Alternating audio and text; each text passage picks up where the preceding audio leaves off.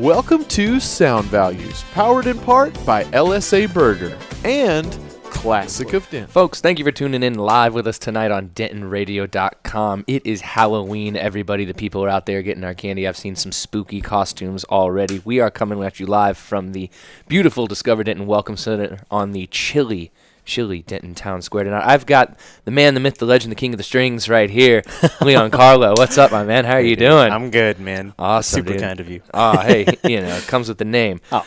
It's great to have you here, man. Thanks for coming in on Halloween, coming to hang out with us, We both were discussing whether we were going to show up in costume or not, and we just decided to keep it casual, Yeah.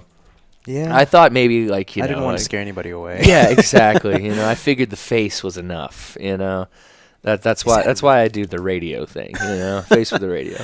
Well, man, I'm excited to have you here. We're gonna talk about music tonight and kind of just your performance style, that kind of stuff. Okay. I've seen you play a couple times before, and you also had a show here for a little bit. Yeah. Where you were performing, and I know that got a lot of love too. It was really cool to watch that stuff, and so I'm really interested in what you're using, how you're using it, everything that you're doing up there, because I'm sure a lot of people have those questions when they're watching you perform. Yeah. But also, I just kind of want to know a little bit about the background of who you are, kind of more kind of like Leoncarlo the man, not just the musician, but the man. All man. right. Yeah, So, what is kind of your first musical memory, the first time that you kind of remember hearing music and it being and realizing that it was something you wanted to pursue as like a passion? Man, that is an excellent question. Well, when I was young, I grew up in Arlington, Virginia, and my grandparents used to babysit me. Okay. When I was just a wee little toddler. And they would always spin vinyl for me as a kid. It helped me relax. It helped me chill out. And they would always play a combination of James Taylor, Bob Marley, Beethoven, Bach. Nice. And then they'd also play these Raffi VHS tapes. Do you remember VHS tapes? Oh, yeah. Oh, yeah. Yeah, man. And I don't know, something about watching Raffi sing to people and make them happy. I think it really just struck a chord with me. Very cool. But see, everything really clicked into place when my granddad started telling me about how he met my grandmother. I think I was 4, and we were still living in that apartment, and he told me the story of how his commanding his boss at the naval base he worked in at the Philippines, he just presented him with a violin one day. It was a Jackson Golden violin from the 1920s. And my granddad started learning how to play violin. I think it was to get closer to this beautiful church organist in the Philippines. And she later became my grandmother. And That's amazing. yeah, and that's what really sealed the deal for me. I wanted to play music to meet cool people. Yeah. I mean, that's really, I've said this before on the show, we do it for the ladies. For the ladies. Totally worked. Got a beautiful wife. Yeah. Still working on it. Hey, it's fine. Man, that's a really cool story, man. Thanks, very, brother. very cool. So, you grew up in Arlington, Virginia, huh? That's when right, you said yeah. Arlington, I was like, oh, okay, Dallas. Yeah. And then you dropped the Virginia on me. I was like, Virginia. oh, okay. Yeah. So, grew up in Arlington, Virginia. Yeah. Well, technically, we'll just say Northern Virginia. As a Okay, whole. cool. Yeah. And so Yeah. you started playing the violin. You said you were 4 years old when he told you that story. But Yep. is that when you started playing at 4? Started at 6. It Oh, took 2 wow. years to convince my parents to let me play violin, and they Oh, were like, wow. "Look, okay, it's not an easy instrument. If you really want to do this, you're gonna have to show some commitment here." Yeah. So I didn't even know what that word meant, and I was just like, "Yeah, sure." I just want to play the cool thing with the strings. Yeah, yeah. Yeah. Was there anything? I mean, obviously, it's a great story. Your granddad Thanks. playing this violin. Yeah. But was there anything else that kind of drew you to that instrument? Because it is a difficult instrument. I Yeah. remember my mom telling me that she tried to play it, and she stopped at one point because I think she did it for like 2 years. But It's not for everybody. yeah, there's not a lot of people, and the neck positioning is not Yeah, easy. yeah. So, was there anything else that drew you to the instrument besides just this story? Man, I remember that another big thing was in kindergarten in Virginia. I didn't well, they took us to the cafeteria one day to do a special viewing of the upcoming talent show that year. Mm-hmm. And I thought it was so cool that like my fellow buddies in kindergarten and like their older brothers and sisters and other kids from around the school were just going up there and sharing their special skills. And I was like, well, I want a special skill. It's got to be violin. Like I've been asking my parents for like a year now. Maybe they'll finally let me play violin. It was a 2-year wait. Well, they finally gave in. Yeah, they finally gave in. All right. It was also that talent show, like I said, man. Like that really just kind of sealed the deal for me as well. Yeah, that's very cool. Yeah. So, you're 6 years old. You get the violin in hand. What's the process? What are the beginnings of learning the violin? I'm glad you asked because this is actually what I do as a living now. Okay. Normally the first thing that you do, kind of like a simple crash course on how to start the violin, is you show the student how to hold the violin, proper posture, proper positioning, and then you kind of give them an idea of where to place their hands on the instrument, and then you show them how the notes work on the strings. You show them how to use their left hand on the G, D, A, and E strings, and then from there, if they take well to the instrument, then you can start teaching them different songs and how to use the bow. Mm-hmm. And for me, I think it took about a year before I was able to start using the bow.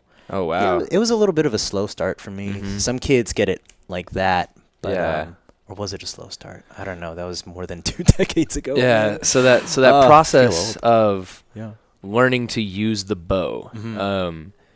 Is the beginning you're just teaching them, okay, here's how you're going to hold it. And then, so the process of using the bow, that just takes that time to learn that control, and those movements. It's harder than it looks. No, it is. I mean, every once in a while you got a buddy who's got an old violin that he busts out and nobody knows how to play it or why he has it. He just does. Yeah. But I've tried to play them and it just sounds like rats in a cage. Yeah. My parents were really patient with me. During those formative years. Oh my goodness. It's one of those instruments that if you play it wrong, everybody knows. Yeah, but if you play it right, it's beautiful. Yeah, man. Oh my goodness, it takes so much patience. Yeah. So you started playing at 6. Did you? And it seems like violin is one of those instruments that you can't really teach yourself. Just given the kind of the secrecy almost of the instrument in the first place. It's one of those things that it doesn't have frets on it. Yeah. So somebody who's used to playing a traditional instrument, more of a Western traditional instrument, the guitar or whatever, that's going to throw them off right away. For sure. And then you're using like something additional in order to create the sound. Oh yeah. Yeah. So it's not like really a wind instrument where you're using your body to create that sound, or it's something very different. So, what is that process of learning to use the bow? Oh my goodness, that is a complicated process too. Okay. It's harder than it looks, man. That stick with the hair on it, which is horsehair, for you guys at home who didn't know that. Interesting. It's the bow is your voice on the violin, and you were speaking earlier about how it's really difficult to learn that on your own, and that's absolutely true. It's not impossible. I've had students come to me who were just really determined, and they were able to get to a really good level on their own with the violin, but then, of course, they'll come to me at Bondurus Music and just we'll start lessons, and there's a lot of good foundation there already, but it really takes a lot of extra guidance to help somebody get to the next level. You know what I mean? Yeah. Yeah. Respect to everybody that self-educates themselves on different instruments. I mean, to me, it's always just been an instrument where when I picked it up, you pick up a guitar, you can play it. Most people, you could teach them a song in a night. Your fingers are hurt in the morning, but I feel like it would take me months to just get a decent sound going back and forth with that. So are there different movements with the bow? Are there those different movements that you can do, and what are they? Totally. Man, there are a lot of micro movements that you learn on the bow, but they all kind of combine into more grand sweeping movements with the bow. Okay. And the object of learning technique is to make this all effortless, so that you can really focus on the purpose of technique, which is to help you connect with the musician within. I think. Yeah. I think that's the purpose of technique. Yeah. No, for sure. I would agree with that. One of my favorite quotes is from Bill Evans, and he says that you spend years and years and years learning how to play, and then eventually you just have to forget all that and just play. You know? That is so true. You know, and so he's saying like it just has to become a part of the being, and you spend all that time learning every little piece and trick, and then eventually you just have to let it all go and just jam. You know, that's just so play, true. Just go. Yeah. So Bruce Lee said something similar too. I think it was the gist of it was you get the technique, you get it to forget it, basically. Bruce Lee. You big get hero. it, until it's just a part of what you do on a regular. I would. But that takes practice and time. Yeah, for sure. Yeah. So, did you and also the violin is a little bit different too, because it is. I think if you talk to people about violin, they usually associate it with classical music. Sure. More often than not, that's what people are going to associate it with right away.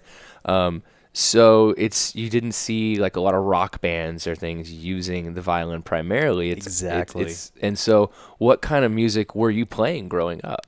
Started out with a lot of classical music. Okay. A lot of the foundation that I was taught to me through classical pieces. Did a lot of Bach, Beethoven, Vivaldi. Did a little bit of the Suzuki method.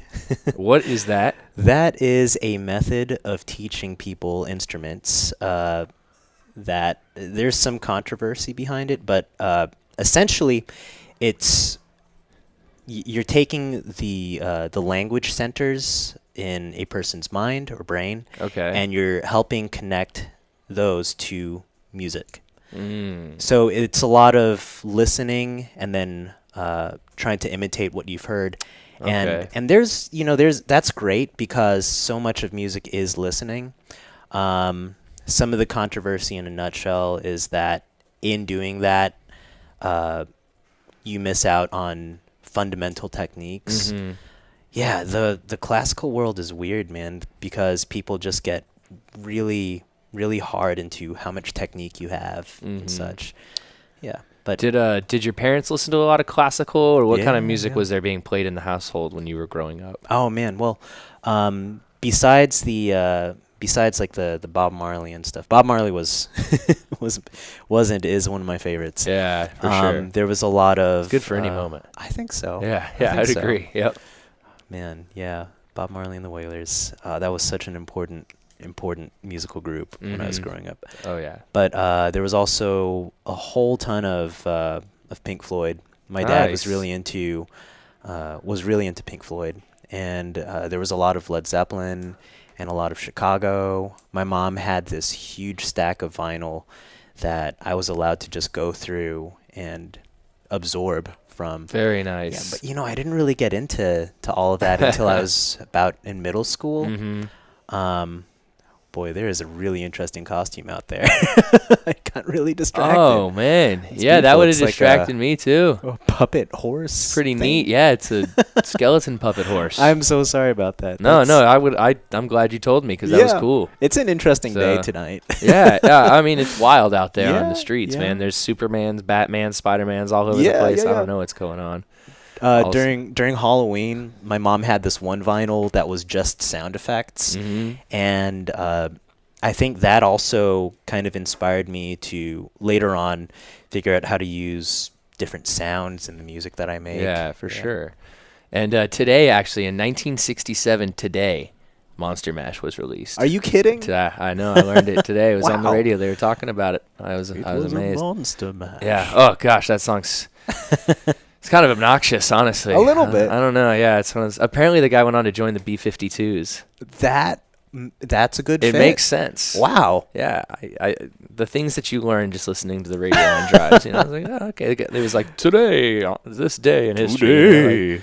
Yeah. What are some good things that have happened on the 31st? Oh man. So man, did you have? So you took lessons? I did. Okay, I took lessons. Cool. Yeah. So what is? I guess my next question, when it comes to playing, once again, because I find it's a fascinating instrument. is, once again, there's no frets. So there's nothing Yeah. dividing up where this note or this note or this note or this note is. So Yeah. it's like, where are they and how do you know? Well, we have the way that I was taught was with finger tapes. Okay. So I mean, it's just different strips of colored tape that you put all along the neck of the violin. Mm-hmm. That's where first finger goes, second and third. You start out with that. You learn how to play things in the major scale. And then eventually you start learning that you can take that finger and squish it back a little bit, and you get what's called a half step. Okay. And then from there you can build minor scales too. And then in a few years after you've played all the Vivaldi and the Mozart and really interesting music, then you start learning, I don't know, like more complicated scales, more octaves, and just building upon more and more technique. Mm-hmm. Yeah. Yeah, and I think was what's fun. interesting too is the names that you're saying, because Yeah. you're probably the first person that I've had on who plays, who played that classical music. I've had like Cool. jazz musicians and Yeah, those kind of yeah. and people who played rock bands and all that. Yeah. But I've never talked to somebody where they've been like, oh yeah, I was playing Beethoven and this and this. So it's not only the process of learning how to play the instrument, but you're having to learn how to read music. Yeah. Because there's really no tabs out there. Like you can learn to play the guitar with tabs and the piano with tabs and stuff.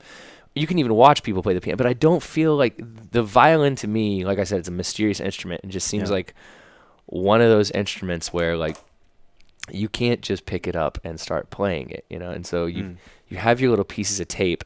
But what are some of the other things that you can do, with the fact that there are no frets? Oh man, there are so many cool things that you can do on the instrument. Mm-hmm. With my solo set, I like to kind of test the boundaries or the limits of the violin. Mm-hmm. So sometimes you'll see me like just banging on the instrument, using what's called extended techniques, which is a term that people use to describe ways of playing that are non-traditional. Yep. Yeah. Yeah. Some I people- learned that in my music history class. Yeah. That's my favorite part about music is Mhm. is just like learning how things historically connect. And I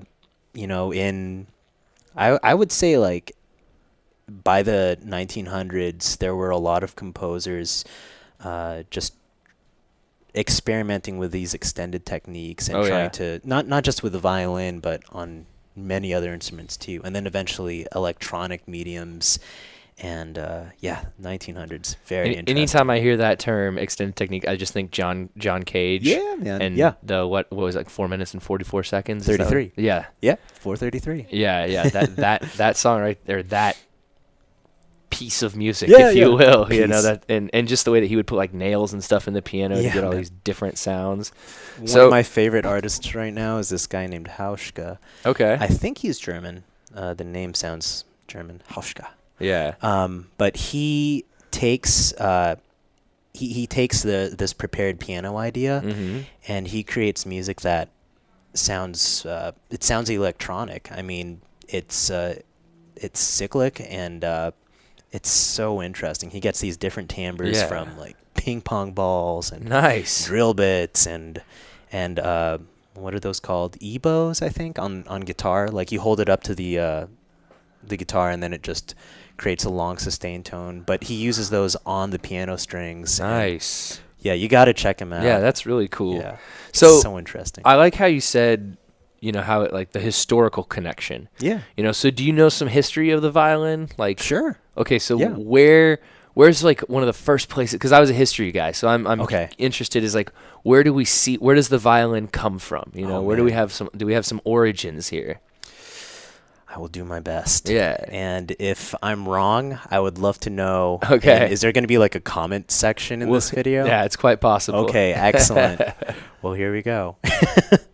So the violin's earliest ancestors, I believe, they originated from Europe in like the medieval times. You had a lot of stringed instruments with necks. I think. Oh my gosh, I'm just gonna mess it up. No, Dig do your myself a best. hole. No, do your best, man. Okay. Well, the violin didn't always have the shape that it has right now. Okay. The current shape of the violin, with the straight flat bow and the 4 strings with the extended neck. That comes from an 18th century design, which was implemented in order to accommodate more difficult compositions. Okay. Because we've got to look at the evolution of an instrument within the timeline of the evolution of music as a whole. Yeah. So as music was evolving, the violin evolved too. It started with a very short design because you didn't really have to shift beyond your beginning first position. It didn't have a chin rest. Yeah. Because they would take the tailpiece on the violin, and that was usually where you would put your neck. And I think they played it very similarly to a fiddle. Okay. But the bow also was literally bow-shaped. So, the wood was curved, and then you could probably fire things from it if you wanted to. Yeah, and it was played differently and tuned differently as well.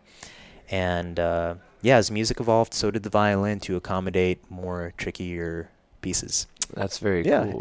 And hopefully I'm sure it has continued to evolve as well. Well, I mean, the fact that it's, you have electronic violins now. You have a violin that you can plug in and then run that through. That's right. Like all the stuff that you do. Yeah. And so that's kind of where fun. I wanted. Did you get, so as you grew older, did you get interested, how did you become interested in the loop pedals that you use and the Chaos Oscillator Pro and all the other stuff that I've seen on your sets? Like, how did you start to get into that? Were you into electronic music as a teenager or stuff, or like how did that come about where you said, I'm gonna like kind of combine these two forms together? Yeah. Well, oh man. Okay, so here's where it all started. It was my uncles Joel and my uncle Ariel. Okay. And they're brothers, and they were both very musical, and they were always kind of encouraging me to just jam. My uncle Joel plays drums, and he had like a little church at the back of their house. Okay. And they would jam. And I got to visit him in the Philippines one time, and it was a vacation. And leading up to that point, my uncle Ariel had been encouraging me to just play along with him as he jammed on guitar. Yeah. And this would have been middle school. It was during that time when I was just getting all these ideas of how, like, maybe you don't always have to play music according to what's on the page. So my mom started introducing me to jazz. And we bought this CD of Duke Ellington's greatest hits, and I was just really blown away by these different songs that I was hearing that I hadn't really paid much attention to before. And I thought, why don't I just try to copy what like that trumpet is doing right there, or maybe listen to that melody that guy was singing, and then just see if I can play that on violin, and then just play along with it. And then that led to just jamming along to whatever came on the radio. It was Z104.1, the Z, in Northern Virginia. And Z104.1, the Z. Oh man, you just took me back. That's exactly how they said it. It's a natural thing. Yeah, man. What was on during that year? That would have been like 2000. So what were some songs during that time? 2000? I mean, what was that? Was Creed? Was Creed big in 2000? I think they were. I mean, 2000, like 17 years ago. So yeah, I mean, let's see. I was 13. Yeah. So that means I was in the 7th grade. So Blink-182 was big. Okay, yeah. Blink-182 is huge. Definitely learned to improvise by jamming along to Blink-182 and Sum 41, Avril Lavigne. Hey, man, look, you got to jam with them. Linkin Park. Yeah, that's what I'm saying. POD. I mean, and then even like not too long after that, in like 2003, Yeah. I think was the first, because 2003, I would have been in like 10th grade. Yeah, yeah. And I remember that was the first time I heard a band called Yellow Card, and that was the first time I ever heard a violin in like Yeah. that type of music. Yeah. And they had a guy who played violin in that group, and he would do like backflips and play it. And yeah, it was. Well, I can't do backflips yet, but maybe soon. Oh, we'll implement that in. yeah. Yeah. Dave Matthews Band. Oh, yeah, there's he's another, like that group is really big in Northern Virginia for whatever reason. And being from Northern Virginia, I still admittedly really enjoy their music. It's a guilty pleasure. But besides all the pop, like what was then modern, I also my mom would also bring up like Led Zeppelin. Here's Whole Lot of Love, son. Why don't you try jamming along to this and try imitating what that guitar is doing? So you were asking about things that you can do on the violin that you can't do on other instruments. Well, the violin can imitate electric guitar sounds really well. And I learned a few of the solos from like Chicago's greatest hits. Nice. I don't know if I can still play them, but well, it would just take like a little bit of practice. But, yeah. 7-8 minutes. 7-8 minutes. You know, That's really kind of you. Yeah, you'd be good to go. Oh man. Yeah, just so much improv. Jamming along to those different kinds of music. And so getting back to my original point was when I went to visit my Uncle Joel in the Philippines, they invited me to just sit in with a church praise band one time, and I was ready. Yeah. I've been training for that point. Very cool. Yeah, and it happened, and it was fun. And then I went into high school, joined the praise band there, and started just learning how to kind of tone it down a little bit. Yeah. My dad had some work buddies that also had musical kids, and that circle of fathers ended up hooking us up with some gigs here and there. Yeah, nice. And I met the other kids that were into improvisation and rock and jazz and just doing cool things with music in high school at that point. And also took a production class when I was in 11th grade. And the rest was history, man. Like, that's where the solo project started from. That would have been like 2006, 2005, 2006, towards the end of high school. That's when I started putting everything together and just, I wanted to do something different. And then a buddy of mine told me about this guy named Andrew Bird. Okay. Have you heard of Andrew Bird? Yeah. All-time favorite musician. Finally got to see him earlier this year. Very cool. Yeah. And, but he was like the real inspiration for the Loop Station. Nice. Very cool. Yeah. That's man. very cool, man. That guy's my hero. So you were saying like did you play with other bands, you know? Because like I said, my musical background is the whole like bassist guitar. Like if there was a guy who played violin at our school, we definitely would have befriended him. You know what I mean? Because it just would have been a cool extra thing to like have there to jam. But we didn't know anybody who played those instruments. So did you play in rock bands or jazz bands or other groups, kind of like every high school guy or girl who played an instrument? Yeah, you know? pretty much. And where were you playing gigs at? Or man, I started out with the high school orchestra, and didn't really feel at home in the orchestra because, there were just a lot of people at different levels, and I wanted a little bit more of a challenge. And I was already playing in a community orchestra at the time. Gosh, this is like more than 10 years ago. Wow. I'm dating myself. Hey, it happens. Yeah. But it does happen. Yeah, you just get older every day. I know. It happened to all of you. Just saying. But in any case, left orchestra and was picked up by the school's jazz guitar program. And the director, his name was Mr. Owens. Bless that guy. He took a chance on me, and he was like, hey, I bet you'd really like this guy named Stefan Grappelli. He was a violinist from the early days of jazz, and he played a lot with a guitarist by the name of Django Reinhardt. Oh, I know who Django Reinhardt is, yeah. They had the Hot Club of France, and he told me about these artists, and High School Carlo was so intrigued by what I heard. Yeah. And so I came back to Mr. Owens, and he was like, "Yeah, well, I'm glad you liked it because I'm actually starting a gypsy jazz guitar club or class here at the school, and you should leave orchestra and come and join us." And I was the only violinist to He have was done stealing you. that. I know he did. He was like, this kid's good. This kid's good. We need him. Bless that man. He Yeah. really took a chance on me. That's cool, man. That's very cool. Yeah, and I took a lot of pride in playing with that gypsy jazz group. We played a lot of like early jazz stuff, simple charts, simple ballads, straight ahead jazz. Yeah. And then, but outside of that, I was also in a a high school band. We were called Felix Diaz, Okay. but it looked like Felix Dies. I don't know why we spelled it like that. But man, we won Battle of the Bands. No way. We did. See, I told you the violin sells people. That violin, man. It worked. It gets them. It gets them every time. Yeah.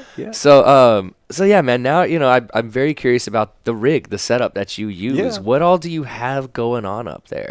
Like for your lives, you started Yeah. doing that, like you said, 15, 16. Yeah. And you've dated yourself, so I won't even ask. You can go back and watch the interview if you want to find out this information. Yeah. Yeah. So what is it? What's all the stuff that you have? What do you got in front of you? It's been a steady evolution, and it's right now what I have is I have a delay pedal and a harmonizer pedal. It's called the Whammy, Okay. and Digitech makes it, and it's this pedal that goes like that. You put your foot on it. It looks like a standard expression Looks like pedal, a wah guitar pedal style. in a way. Yeah, exactly. Wah. Okay. Yeah, and then that helps me reach tones that a violin otherwise wouldn't normally be able to reach, Mhm. such as cello sounds or bass sounds, and lower than that too, and also much higher than that as Mhm. well. And I use that with the delay pedal to kind of create a big, hopefully multi-layered sound. That's what I'm going for. And then I loop all of that with my loop station. And then I have a Chaos Pad, which is an effects processing unit. Mhm. It works with an XY axis. Yeah. And I probably sound really nerdy right now, but that's okay. This is No, my I life. love those things. Thank you. Yeah, I have the original K oscillator, like the No kidding. yellow one. Dude. Yeah. Okay, Yeah, that's man. awesome. So, yeah, we got to talk after Yeah. this. That's super cool. Yeah, I've got one of those And somewhere. yeah, it just gets like buried in And stuff. all the stuff you accumulate. People acquire yeah. a lot of things. Yeah. But I use that, and then there's another loop station. So I kind of like the idea is to kind of DJ between the two different loop stations Mhm. to create what's the word? It's like a seamless yeah. wall, like transition of sound from one to the next. I mean, That's that's the how I would goal. describe your performance. Yeah, well, so thank you. Yeah. you're accomplishing that goal. Cool. Did you ever listen to Bonobo? Because that's Dude, I love definitely who you Bonobo. reminded me Yeah. of when I Black first saw Sands. you. The first time I ever got to see you live was at the Denton House show. Was the Band Together Denton. Those shows. I played Yeah. after you. Yeah, Or yeah. no, I played right before you. And I to this day I say that's the only reason I had as many people there as I did was because I was playing after you. So Oh, that's that worked super out. kind. That worked out well for me. I was happy about that. Well, they were in for a Um, treat, man. Like your set was amazing. I that appreciate it. That was Yeah. it was a lot of fun. Yeah. But my buddy Reed came up that night. Yeah. He's like, "Hey, I'm coming up to Denton. What are you up to?" And I was like, "I'm playing this show." And in the middle of me playing, all of a sudden I saw this guy like come like dancing like right in front of me. I looked up and it was him, and you started playing. And I had to run back to my place real quick, drop off my stuff because I didn't want to carry it. So I was like, "Hey man, Totally, do yeah. you want to come with me?" And he was like, "You're coming back, right?" And I was like, "Yeah." And he was like, "I'm gonna stay." Oh, really? He's like, "This is awesome." Yeah. So my buddy Reed Thanks, Reed. absolutely loved your performance. But we actually do have That's a super question. kind. Douglas Potts says, "What's your favorite piece to jam to?" My favorite piece to jam to. Mhm. It's my father-in-law. Oh, okay. Well, Whatever's going on at the moment. Pretty much. I love jamming with live musicians. I like pieces that have minor keys. It's fun to layer extended harmonies over minor chords. You guys know that.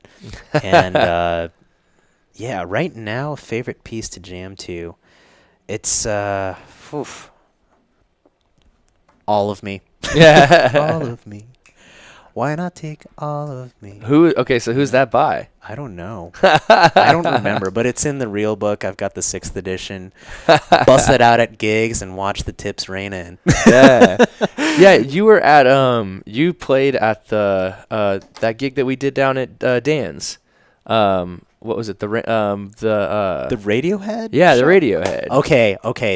Okay, that stuff is my absolute favorite stuff to jam along to. Yeah, that was really cool, man. That was a fun experience. Dude, I had such a good time. Yeah, and so Chris hit me up and was like, Radiohead. "Hey, can you DJ before it?" And I was Yeah. like, "Yeah, sure." And it was Yeah. so funny because they gave me this table, and the table was like this tall. And I remember everybody commented on it. They're like, "We can get you something taller." I was like, "No, this is so Radiohead. Like I can just ignore all of you." It's like I don't need a big table. It's all Yeah. about the artistic expression, Music man. for music, man. Yeah, but that was really cool, and That was so much fun. yeah, Oh, yeah, man. I was definitely impressed with everybody who got up there, and so Me many people too. on stage. When I got there, I was just like, okay, I'll just set up on this side. Yeah. Don't even worry about me. Don't That even worry about it. that was the biggest group that I've played with recently. That's cool, man. That was a lot of fun.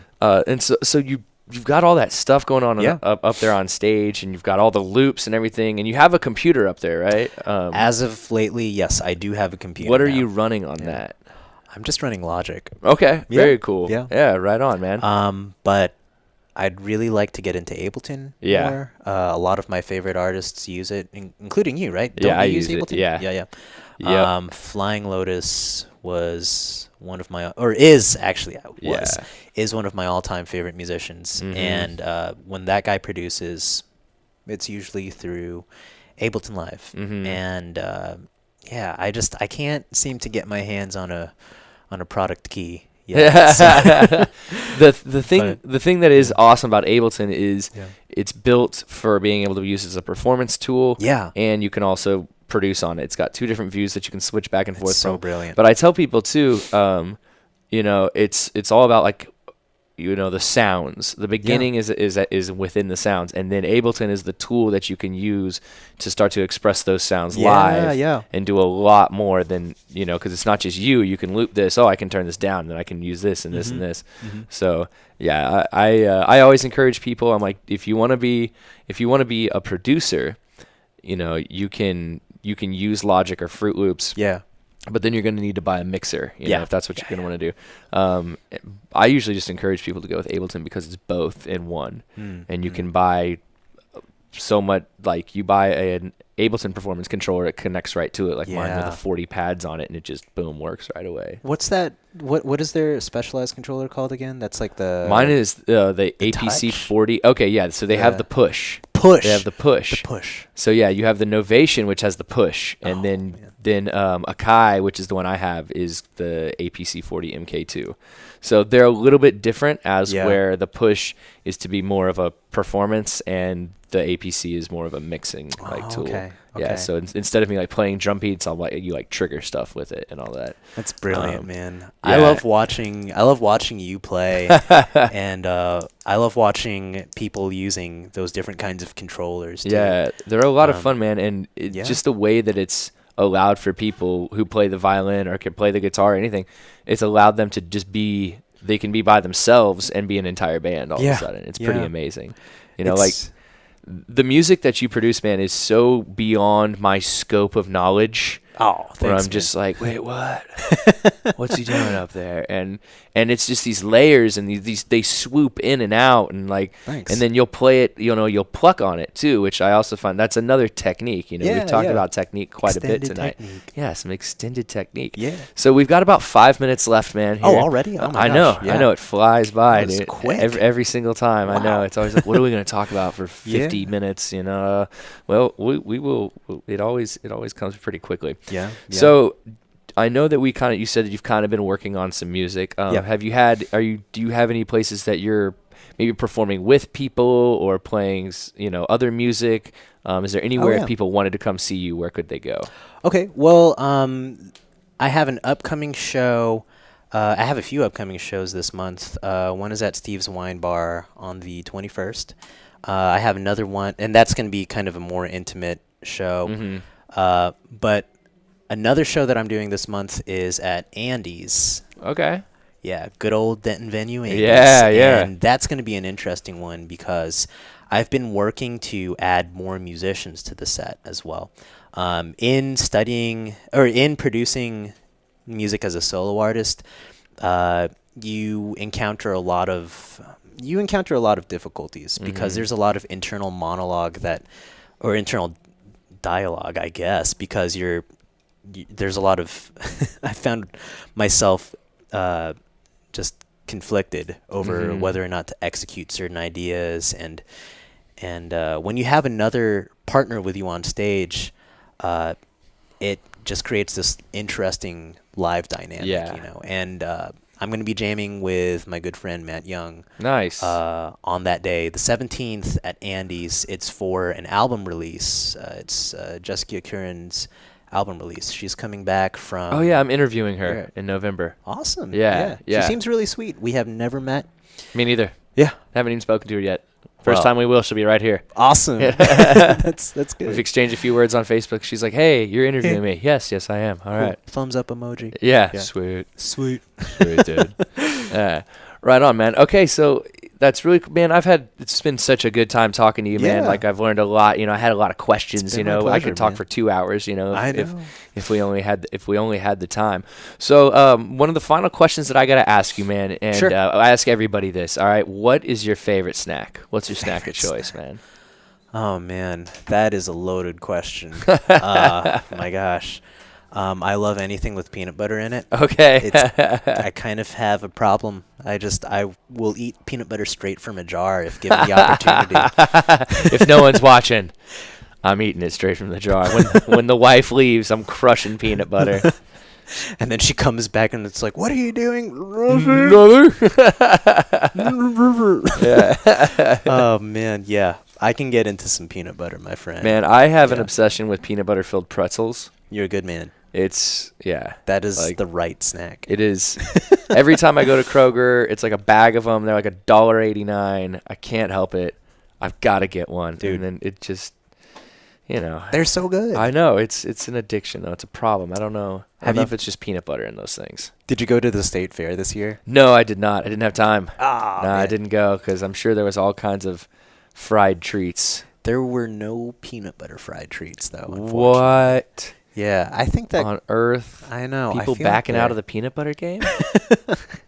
Yeah. I tell you what, when me and my buddies got our first deep fryer, we fried just about everything you could in that thing. Dude, and we found that Kit Kats do not work well. Wafer just dissipates. That makes sense. Yeah, that makes sense. It just goes away. Now, Twix, great.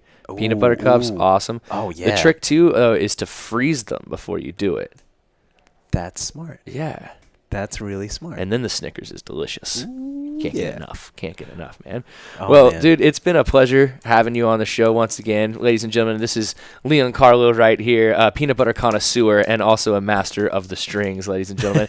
Dude, it's been awesome having you on the show tonight, man, so I really appreciate you coming out. Thanks for having me. It's the last day of October, everybody, so we got a whole new round of interviews coming up for November here on Sound Values. Up next, we got the Denton Vibe with Ellie Bell. Y'all stay right here on DentonRadio.com. Thanks for chilling with us. Stay warm out there. It's getting cold. We'll see you next weekend. Peace. Well, thank you for tuning in. We hope you enjoyed the show. Be sure to check out DentonRadio.com for new Denton artists and where they're playing next. While you're surfing the internet, make sure you check out our friends Classic of Denton at ClassicofDenton.com.